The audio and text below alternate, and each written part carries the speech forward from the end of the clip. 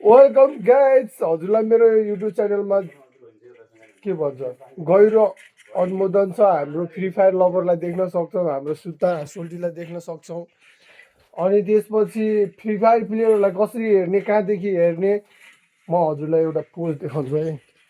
टक्क यहाँ सुत्ता पहिला देख्न सक्यौँ, ट्याक्कै हेर्नु त्यो भाइ छ क्या, के भन्छ फ्री फायर भाइ छ तल यहाँदेखि सर्लक्क भुत्ला।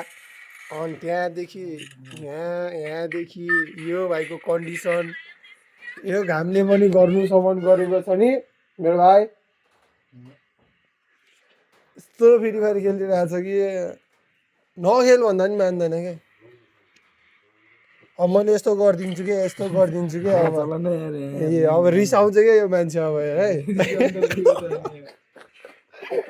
अनि हाम्रो शुद्ध सोल्टीलाई देख्न सक्छौँ, गेम खेल्नुसम्म खेल्यो यो सोल्टीले। अनि कहाँबाट अल्छी लागेर बङ्ग पल्टेर पुरा मस्तसँग सुतिरहेको छन्।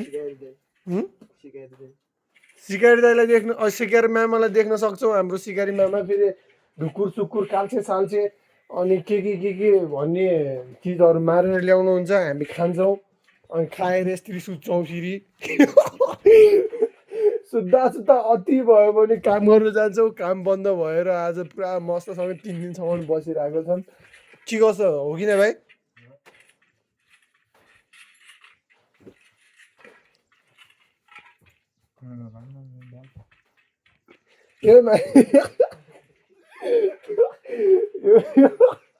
यो मान्छे कहिले रिसाउँदैन क्या। फेरि भित्रै रिस एक्लै राख्छ, कुन दिन कोहीलाई ख्वाप्प पार्छु भन्छ। अलिक डर पो लाग्छ यसलाई जिस्काउन।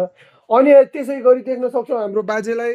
बाजे फेरि काम नभएर दिनको ढ्यारी त बसाल्नु पर्यो भनेर उहाँले बरियो सरियो बनाउनुहुन्छ। यत्रो सिक्नु पर्ने हो यो गेम खेलेर न स्पोर्टमा जानु। फेरि ताल त उही भइहाल्यो, के बुढा पनि मान्छे भए पनि तर केटीहरूलाई चाहिँ छोड्नु हुँदैन।